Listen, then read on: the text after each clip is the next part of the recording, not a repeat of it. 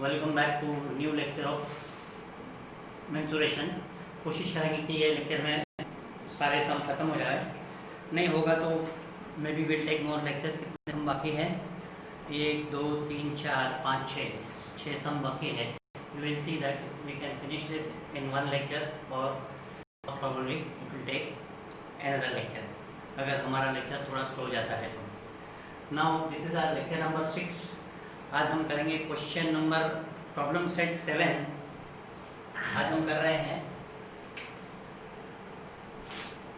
Problem set 7 question number 6 which is on page number 161, which is on page number 161. You have the diameter and thickness of a hollow metal sphere are 12 centimeter and 0.01 metre दिया हुआ है। Double M नहीं दिया हुआ है, उधर single M दिया हुआ है, तो it is 0.01 metre respectively. The density of the metal is 8.88 grams per centimetre cube. Find the outer surface area and the mass of the sphere. क्या दिया? एक स्फीयर है और ये स्फीयर हॉलो स्फीयर है, कुछ इस तरीके का स्फीयर है हॉलो। एक बॉल है जो अंदर से हॉलो है, ये हॉलो पार्ट है और ये डेंस पार्ट है।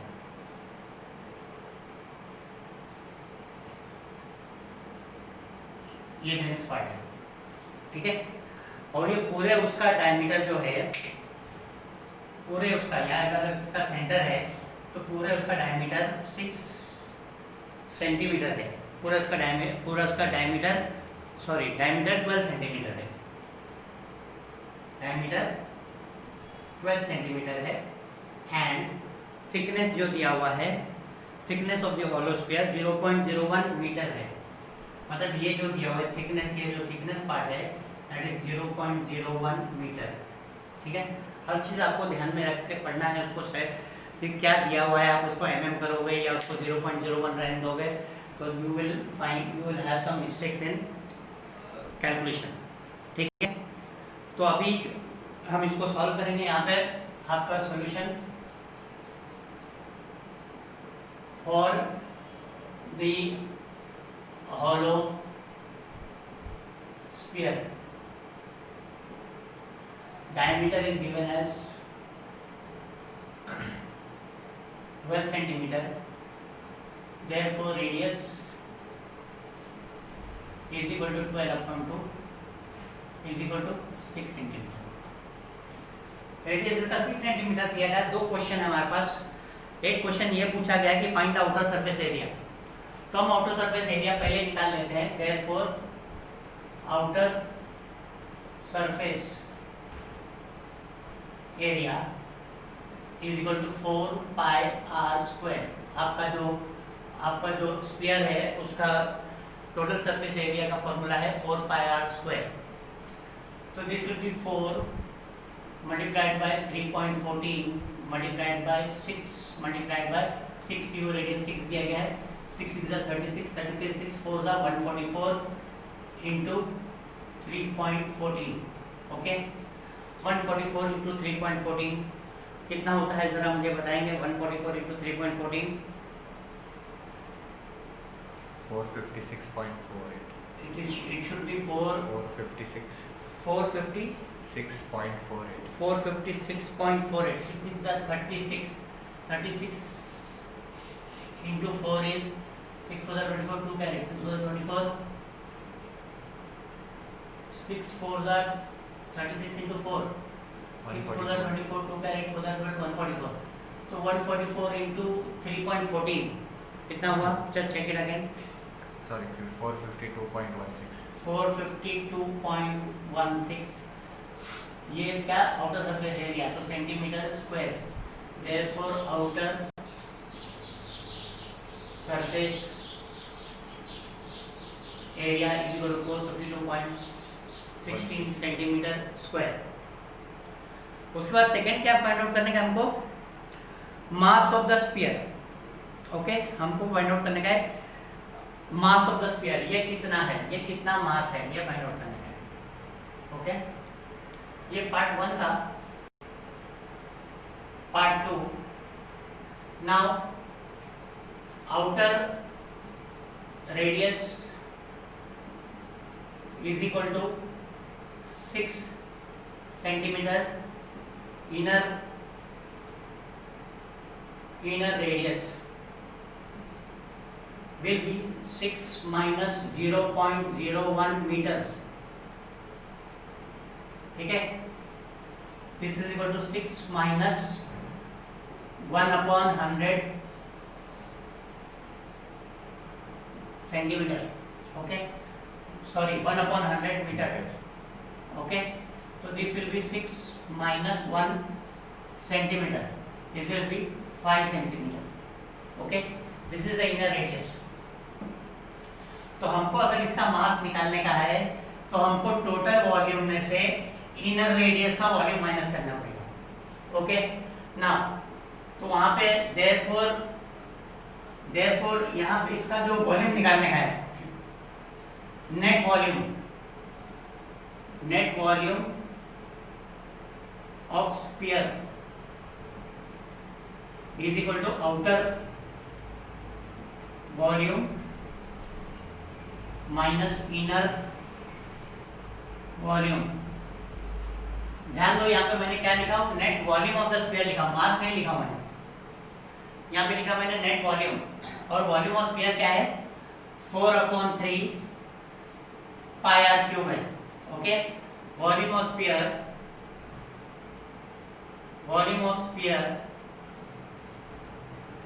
Is equal to 4/3 pi r cube है। ठीक है, तो 4/3 pi into 6 cube, okay, minus 4/3 pi into 5 cube. ये क्या हो जाएगा, 4/3 पाई 6 क्यूब माइनस 5 क्यूब। ठीक है, 6 cube is I think 216, 4/3 pi into 216 minus 125। ठीक है, minus 125, this will give me 4/3 multiplied by 3.14 multiplied by 516 29 11 91। Okay, हम ये पूरा मल्टीप्लाई करेंगे, 91 into 3.14 into 4 divided by 3, we will get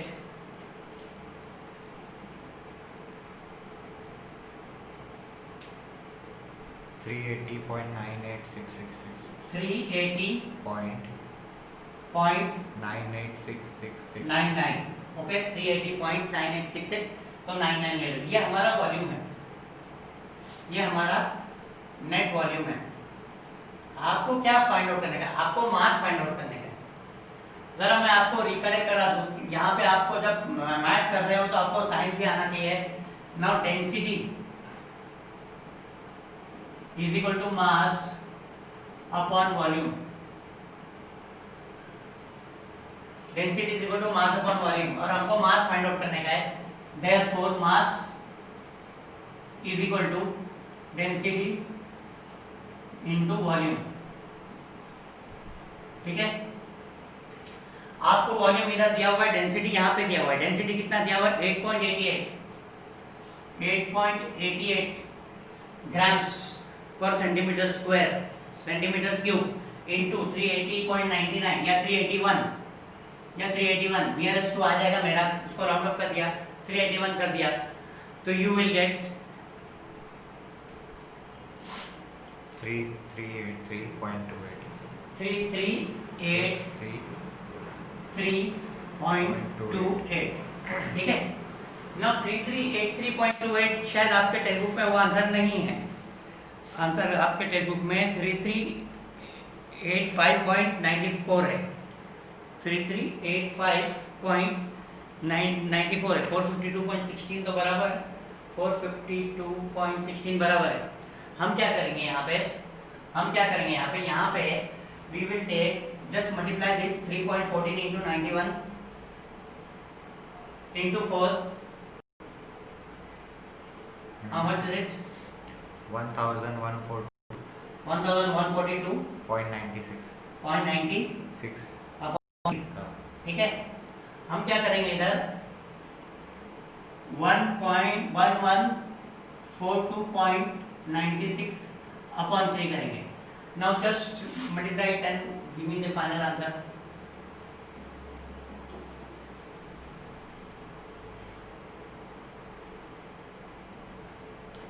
three three eight 3.1616 3386.1 83.1616 3383.16 है। हम 17 लेंगे। This should be your answer. आपके टेक्सचुअल का परफेक्शन का आंसर नहीं आ रहा है यहाँ पे, ओके, बट नियर अबाउट उसके नज़दीक आ रहा है आपका आंसर। आपका मल्टीप्लिकेशन प्रॉपर रहेगा तो प्रॉपर आ जाएगा। आपके टेक्स्ट बुक में आंसर थोड़ा सा 3385.94 दिया हुआ है। How they are write to 3.84.94? मुझे डिफरेंस चेक करना पड़ेगा। 5162911 कैरेट 4/3 3.14 सब बराबर है। जिसको हमने 4 यहाँ पे आउटर सरफेस एरिया तो बराबर था, आउटर सरफेस एरिया से मतलब नहीं है, ओके। जस्ट चेक वन सब बराबर है। Multiply this 4 into 3.14 into 91, this is 1142.96, okay. 4/3 into 22, यहाँ पे क्या है आपका 91 आया ना, यहाँ पे आपका 91 आया। This 91 gets divided by 7। ये 91 जो है 7 से डिवाइड हो रहा है। हम थोड़ा और उसको चेंज करते हैं। This is 22/7, okay. 7 into 7 7 13 is 91. Now multiply 13 into 22 into 4.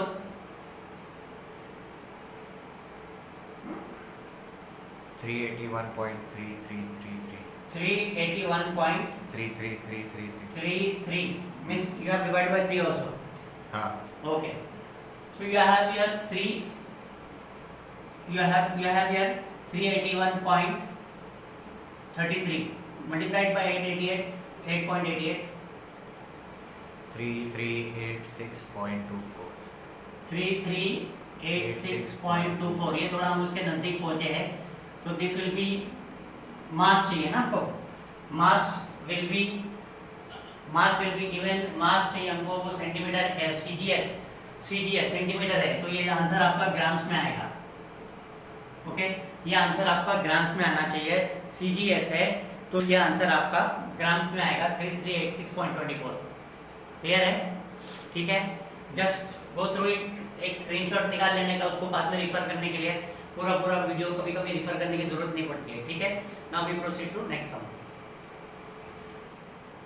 Question number 7। What is given to you?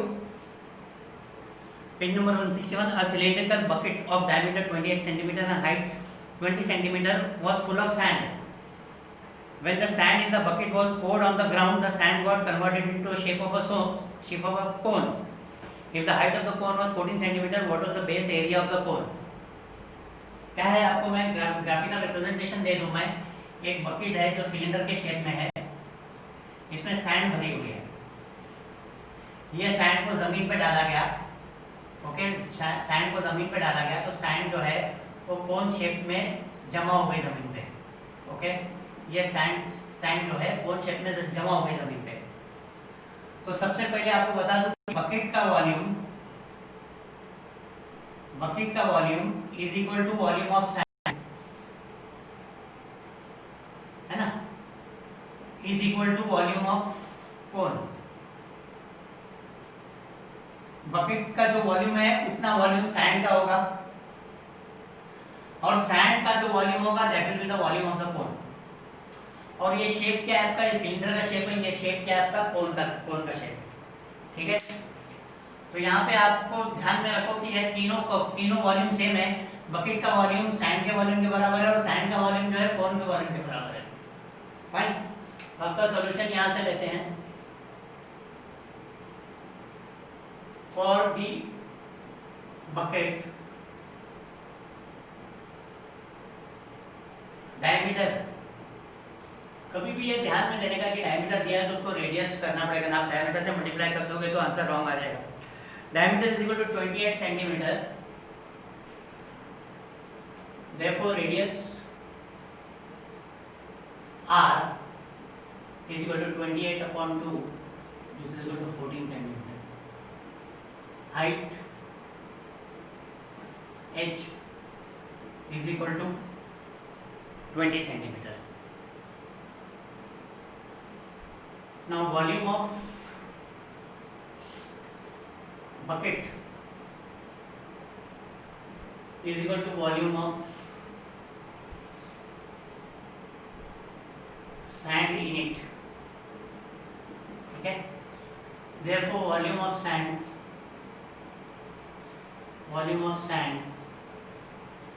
is equal to pi r square h, क्योंकि वो सिलेंडर के शेप में है.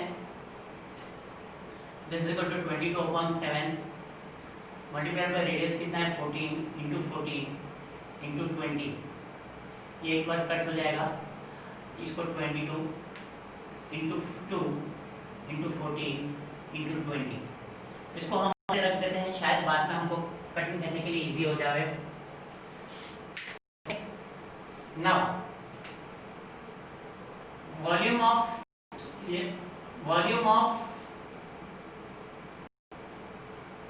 sand will be volume of the sand, cone shaped sand.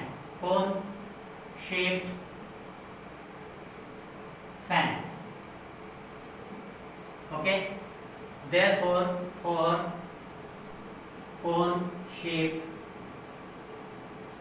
sand, let R1 radius भी R1. हमको find out क्या करने का है, फाइंड बेस एरिया. हमको बेस एरिया फाइंड आउट करने का, तो उसके लिए हमको रेडियस फाइंड आउट करने का है. Let radius be R1, let radius be R1. Okay, and height be H1. therefore H1 is equal to कितना है, H1 is 14 centimeter. Okay, therefore volume of cone shaped sand will be 1/3 pi r square h.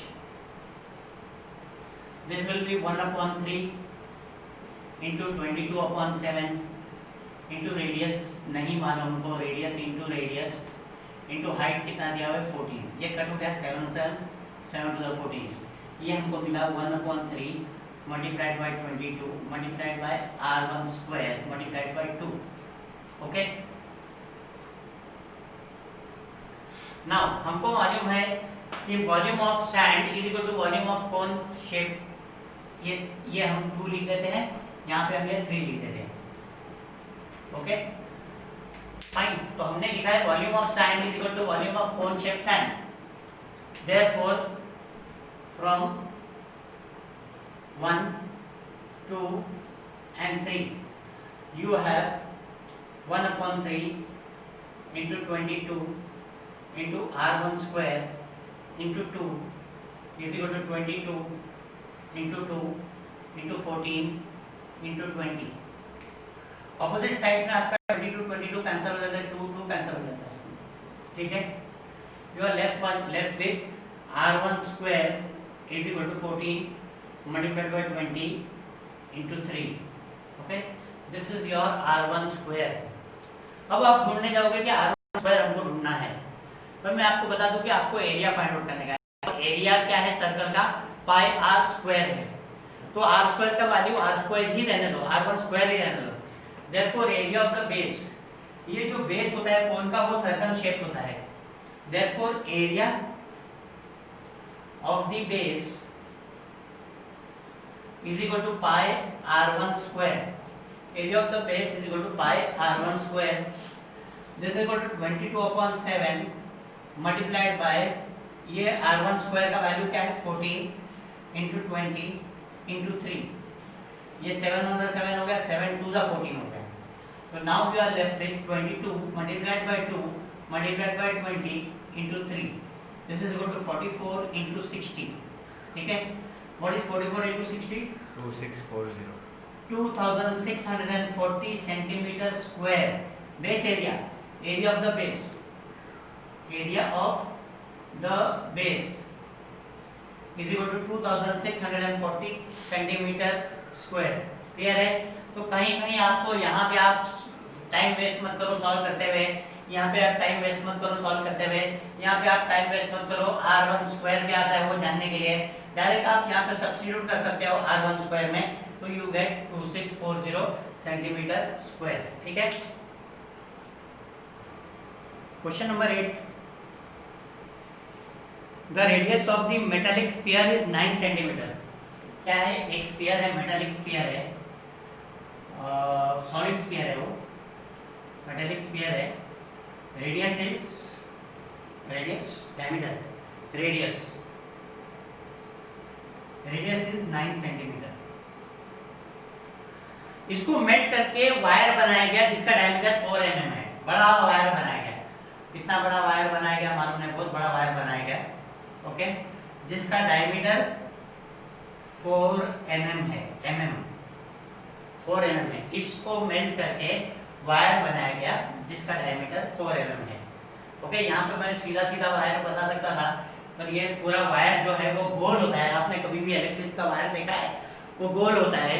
तो ये सिर्फ ये shape आप देखोगे ना, ये ऐसा टर्न या मत देखो, ये सिर्फ शेप देखोगे तो एक सिलेंडर जैसा शेप है वो। ठीक है, ये सिलेंडर जैसा शेप है। Clear? So now you have this particular wire. ये जो वायर बनाया गया है ये स्फीयर को मेल्ट करके बनाया गया। तो volume of this sphere is equal to volume of this wire. Okay, volume of this sphere is equal to volume of this wire. So we have first for us, यहाँ पे आपका solution एक लिखो तो ज्यादा अच्छा रहेगा। For the sphere, okay, radius r is equal to 9 centimeter, therefore volume is equal to 4/3 pi r cube. This is equal to 4/3 pi into 9 into 9 into 9। इसको भी ऐसे ही रहने देते हैं। ठीक है, एक 3 से मल्टीप्लाई हो रहा है पर अभी रहने देते हैं उसको। Then we have for the wire diameter is equal to 4 mm, therefore radius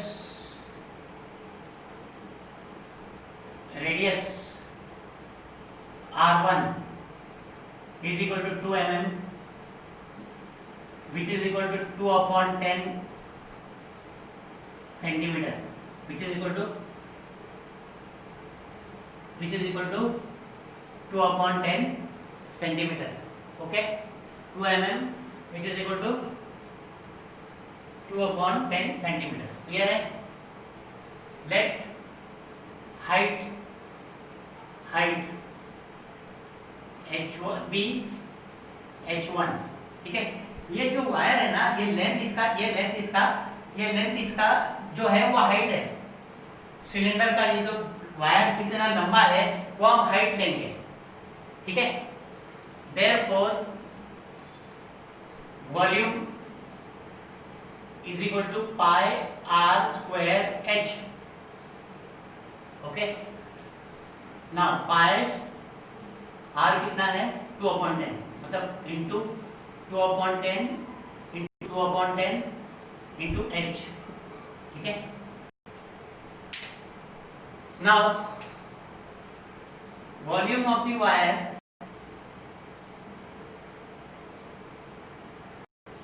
is equal to volume of the sphere melted, volume of the sphere melted।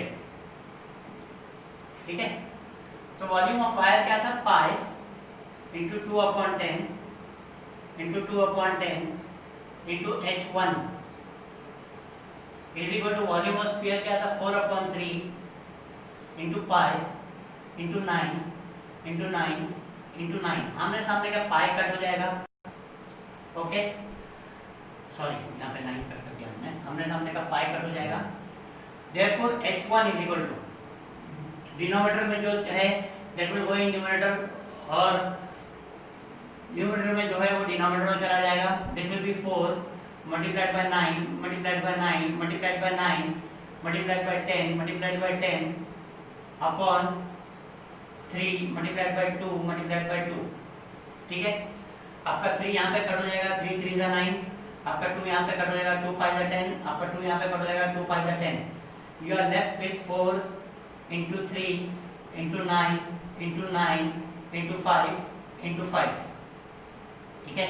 This will B 12 into 81 into 25। अगर हम 12 into 81 into 25 multiply करेंगे तो 24,300 24,300 centimetre आएगा, 24,300 centimetre आएगा। पर okay now आपका जो wire बना है वो 24,300 सेंटीमीटर का बना है लेंथ, पर हम इसको अभी आपको क्या दिया हुआ है, find the length of the wire. आपके टेक्स्ट बुक के हिसाब से जो आंसर है is equal to 24300 upon 100 metres, this will be 243 metres. तो ये therefore the length of the wire is फिर आपको लिखना है नीचे, वर्ड प्रॉब्लम है तो वर्ड प्रॉब्लम के हिसाब से लिखना है। Therefore, length of the wire is 243 meters. Okay. Now this is your question number 11. Question number 11 आपका एक एक्टिविटी बेस्ड क्वेश्चन है, ठीक है। कुछ इस तरीके का डायग्राम दिया हुआ है आपको, 7.48 डायग्राम है आपका। Square ABCD is inscribed in sector APCQ।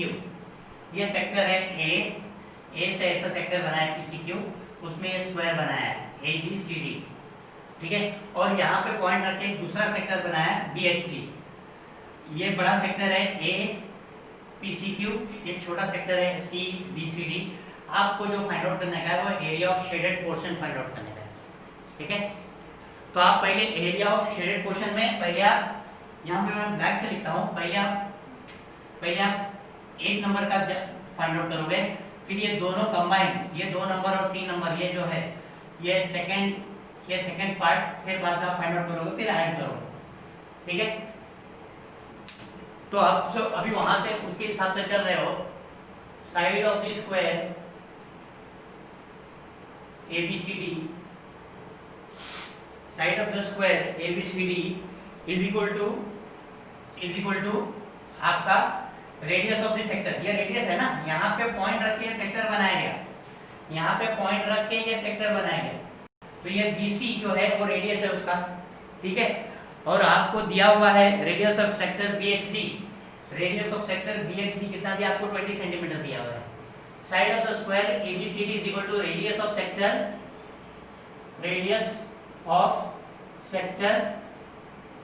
BHD,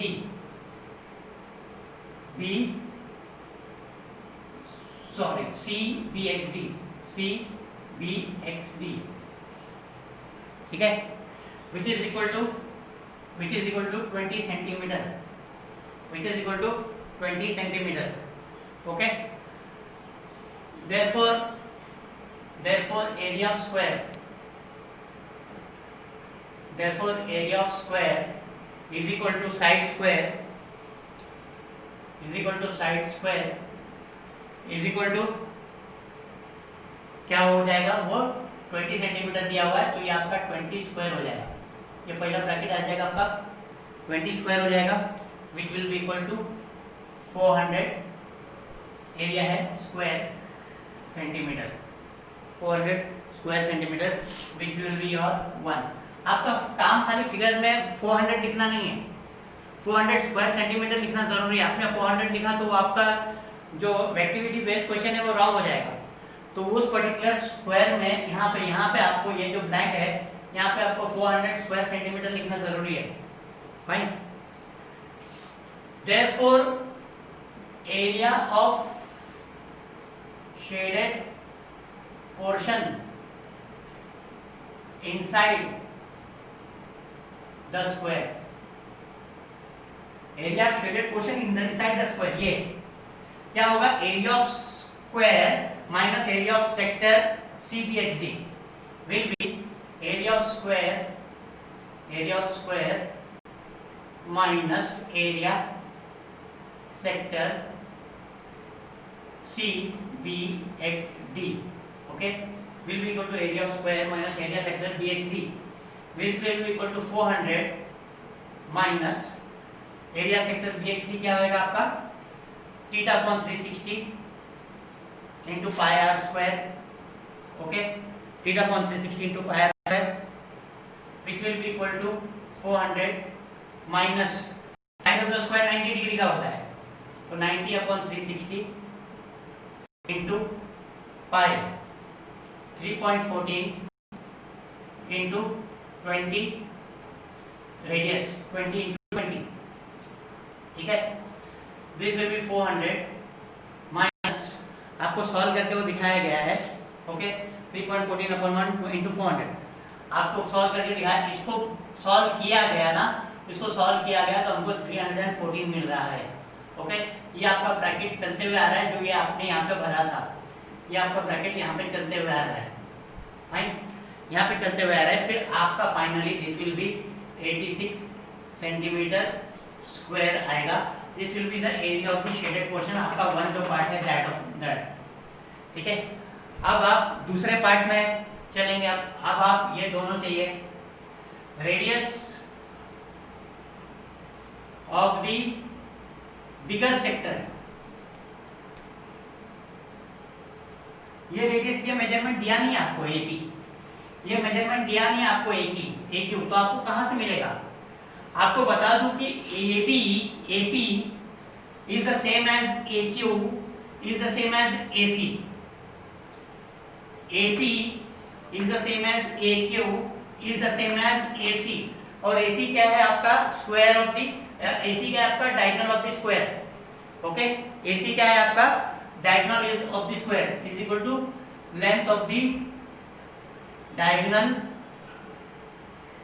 of square ABCD, diagonal of the square ABCD, clear है।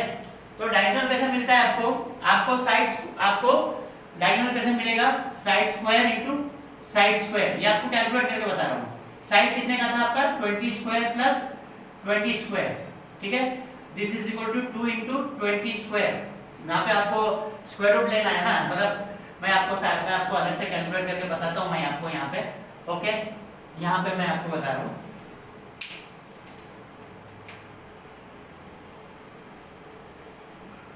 D square diagonal square is equal to side square plus side square, this is equal to 20 square plus 20 square, okay. This is equal to 2 into 20 square, okay, diagonal square. आप square root ले लो, d is equal to √2 into 20, या आपका 20√2 आएगा। किस तरह उन लोगों ने निकाला है वो 20√2, डायरेक्ट उन लोगों ने निकाल के बताया, length of the diagonal of the square ABCD is equal to 20√2 is equal to 20√2। मैंने आपको बता दिया कि किस तरह डायगोनल आया, क्लियर है। Therefore area of the shaded portion of bigger sector outside the square will be area of the sector APCQ, ये APCQ minus area of the square, ये APCQ सेक्टर में से एरिया ऑफ स्क्वायर माइनस करेंगे, will be equal to area sector APCQ minus area square ABCD minus area square ABCD, clear है। तो क्या है आपका area sector APCQ minus area square ABCD, ठीक है।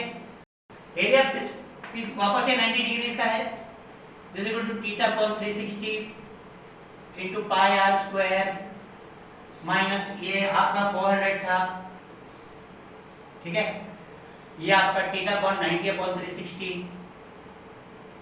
Into pi into 20√2, okay, minus 400। ये आपका आता है 628 आता है, 628 माइनस 400। कहाँ पे आपका ब्लैंक है? आपका वही 400 आपका ब्लैंक चला रहा है, ओके। फिर यहाँ पे आपका ये भी ब्लैंक है 628 माइनस 400, और फिर आपका ये आ रहा है 228 जो वापस आपका ब्लैंक है, फाइन। तो अब total area shade, therefore finally जो आपका स्टेटमेंट दिया हुआ है, total area of the shaded portion, total area of the shaded portion is equal to, ये आपका 86 plus 228 which is equal to 8614, 1 carry 3811, 1 carry 314 centimetre square, 314 square centimetre या centimetre square. Clear है? तो this is our 11th sum which was the activity based question, fine. Now the last question of this mensuration, question number 12. On going through question number 12, I saw that कहीं ना कहीं एक revise schedule आ सकता है। यहाँ पे question number 12 में एक प्रॉपर्टी यूज़ किया गया है सर्कल की, जो ओमिट किया गया है, जो आपको रिड्यूस किया गया है इस पर्टिकुलर ईयर में। पर मैं वो आपको वो प्रॉपर्टी के हिसाब से ही आपको बता देता हूँ मैं, ये क्योंकि ये पर्टिकुलर सम क्वेश्चन में है। तो जो प्रॉपर्टी ओमिट की गई है वो property of internal division of two chords दिया हुआ है, वो पर्टिकुलर प्रॉपर्टी से मैं आपको बता दूँ वो पर्टिकुलर प्रॉपर्टी क्या थी। सपोज एक सर्कल है और ये अगर दो कॉर्ड है इंटरनल डिवीजन में, ये O है, ये A है, ये B है, ये C है, ये D है, तो एक सिंपल प्रॉपर्टी है कॉर्ड की, वो OA into OB is equal to OC into OD, OA into OB is equal to OC into OB। That is the simple property जो है, that is property of two chords internal division के हिसाब से, internal division के हिसाब से। तो OA into OB is equal to OD into OC या OC into OD। That is the property of intersecting chords, property of two chords of internal division when they are inside the circle. यहाँ पे ये particular सम दिया हुआ है आपको, page number 163 आ जाता है आपका, यहाँ पे पेज नंबर चेंज नहीं हुआ था, पेज नंबर 163 आ जाता है, जहाँ पे आपको दो इंटरनली टचिंग सर्कल्स है, सेंटर है आपका, एक सेंटर P है, दूसरा सेंटर O है, ठीक है। और यहाँ पे BQ आपको 9 दिया हुआ है और DE आपको 5 दिया हुआ है, सिर्फ इतना दिया हुआ है। और आपको radius of the both the circle find out करने का है, मतलब radius of the bigger circle find out करने का और radius of the smaller circle find out करने का है। हम लोग पहले radius of the bigger circle और स्मॉलर सर्कल को डिफाइन कर लेते हैं, उनको एक नाम देते हैं, late radius of bigger circle B R and smaller circle B R। therefore आपका OD is equal to OA is equal to OC is equal to OB is equal to R and OQ is equal to OE is equal to OP is equal to OF is equal to R, ठीक है। OQ, OE, OP, OF is the radius of the smaller circle, okay। Radius of the smaller circle, हाँ या sorry, यहाँ पे मैं थोड़ा सा मैंने ये बिगर सर्कल है ना, ये आपका OP स्मॉलर सर्कल आपका नहीं दिया हुआ है, PQ और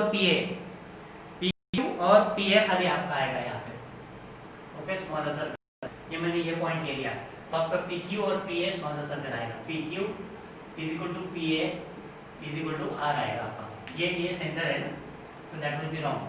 वो बराबर है OD is equal to OA is equal to OC is equal to OB, fine. ये पहली दो लाइन आपकी क्लियर हो जाती है। Fine. Now OQ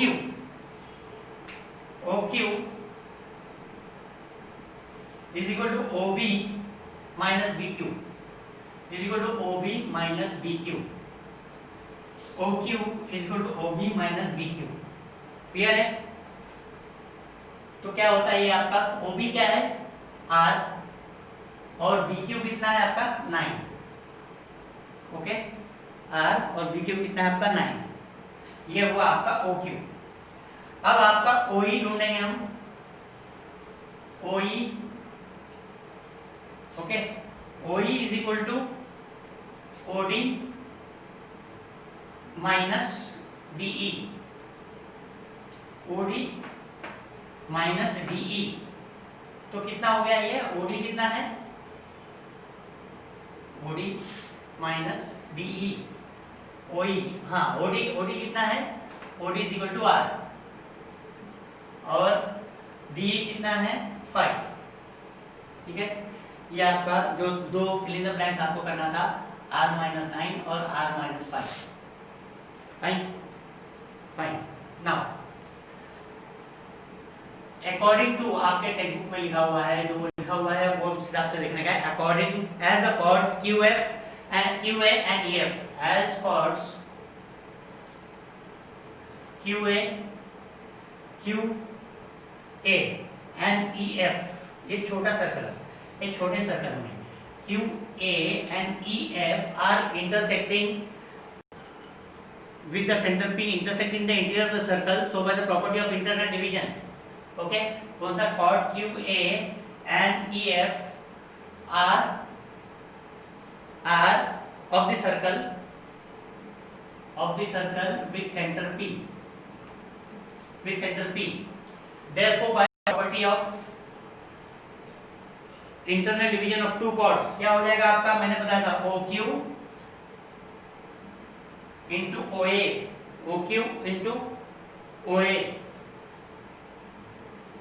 is equal to OE into OF. Okay, OQ into OA is equal to OE into OF. Now you have OQ कितना है आपका? R minus 9. OA कितना है आपका? R is equal to OE कितना है आपका? R minus 5. OF कितना है आपका? OF नहीं है ना? OE is equal to OF. अच्छा, OE is equal to OF, तो OE वापस आपका OE is equal to OF, तो ये भी R minus 5 आएगा आपका. Okay fine. ओके, तो ये हो जाएगा R square minus 9R is equal to R square minus 25. R minus 5 का होल स्क्वायर हो जाएगा. Sorry, R minus 5 the whole square हो जाएगा. Okay, this will become R minus 5 the whole square. This will be R square minus 9R is equal to R square minus 10R plus 25. ठीक है, आपका ये cancel हो जाएगा. ये 10 इधर आएगा, 10R minus 9R is equal to 25. Therefore R is equal to 25. This will be your bracket. यहाँ पे आपका R minus 9 आपका ब्रैकेट में आएगा, फिर ये R minus 5 आपका ब्रैकेट में आएगा, ये R minus 5 आपका ब्रैकेट में आएगा. Fine, is equal to 25. R आपको 25 मिल गया. ना OQ आपका सॉरी आपको अभी AQ किधर है? AQ is equal to twice of R. AQ is equal to 2R, 2 छोटा R. AQ डायमीटर है ना? AQ is equal to 2R. ठीक है, नाउ AQ क्या होएगा? AQ होएगा AB minus BQ. AQ होएगा AB minus BQ. AQ होएगा AB minus BQ. और AB क्या होएगा? डायमीटर होएगा. AB क्या होएगा? पूरा डायमीटर होएगा, which is equal to 50 minus BQ. Minus 9, okay 50 minus 9, तो ये आपका क्या हो जाएगा 41। तो 2r आपका, ओके 2r आपका 41 हो जाएगा। तो r आपका 41/2 होएगा, which will be equal to 20.05, 20.5 not 05, which will be equal to 20.5। इस तरह आप इसको करेंगे, क्वाइट इजी है, फाइन। तो this will be 2r is equal to 41, r is equal to 41/2, तो छोटा r आपका 20.5 आ जाएगा। तो radius of the two circle will be 25 and 20.5। नहीं समझ में आएगा तो आप कमेंट करना, उसको वापस थोड़ा सा आपको एक्सप्लेन कर दूंगा, पर है वेरी वेरी इजी। यहाँ पे आपको खाली डायग्राम बराबर रिफर करना है, fine. That completes your mensuration. Thank you very much.